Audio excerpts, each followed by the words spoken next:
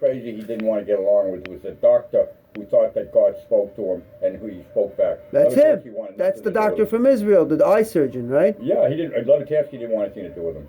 Right. He thought, this guy, if I take him seriously, who knows what crazy thing he'll get me to do. So he lived in Santa Monica? No, well, Levitansky was good with crazies.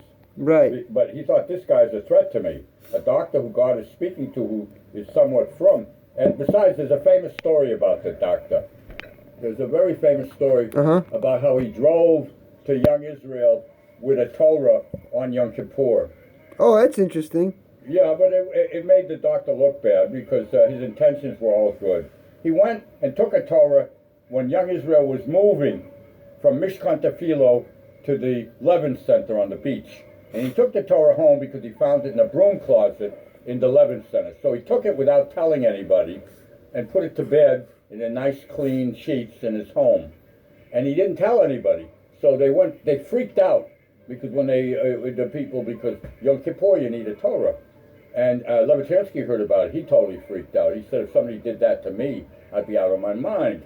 So I think they even borrowed a Torah from somewhere else. He drove the Torah home when? Yom Kippur night? No, he drove the Torah back to the Levin Center on Yom Kippur with his sick father. He moved it from Mishkan to Levin? No, he moved it from the Levin Center where it was in a broom closet.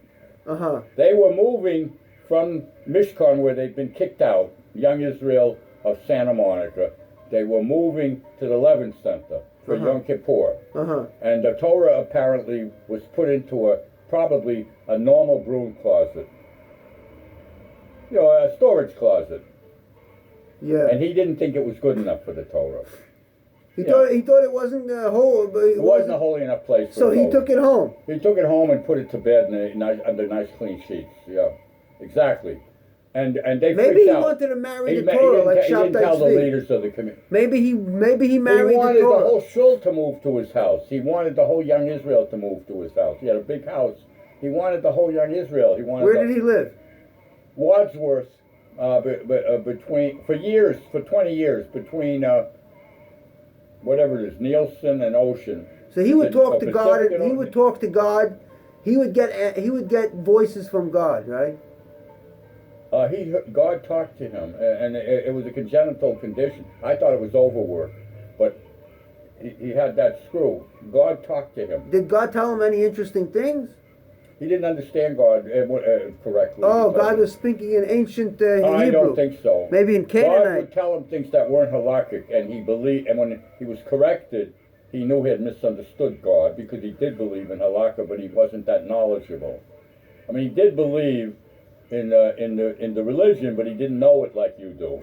I'm glad he took the book to Israel with him. That book I gave him by Noah Ephron. Yeah. Real Jews. It's about the conflict with secular versus. Yeah. He was very interested in it. I knew he was interested in the book, and this guy needs anything and anything. Knowledge is good. The guy is so full of. It gave him drives so me much knowledge fucking crazy. The guy. No, the guy is a naive.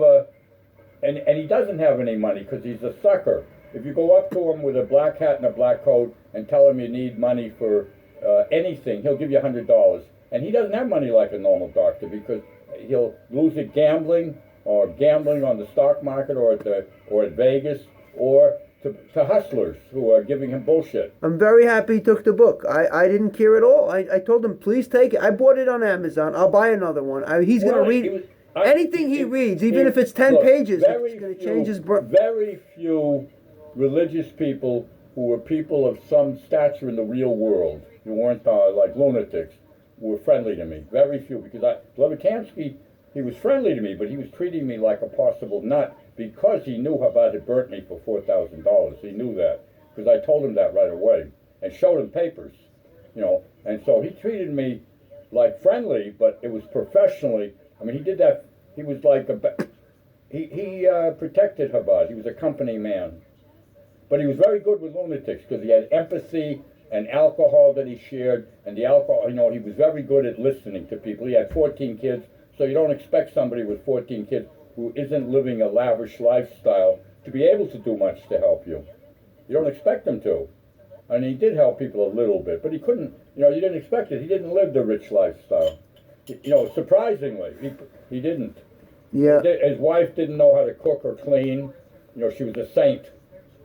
His wife was a saint. I stopped believing that long before Shalom Beer. You know, I mean, these saintly people are worse than regular. Tell me about the doctor more. What about him? You were saying something. Okay, that's all. That's it. What about the doctor? He married a Cohen. He got boy. Okay. He thought that he decided who was the Cohen.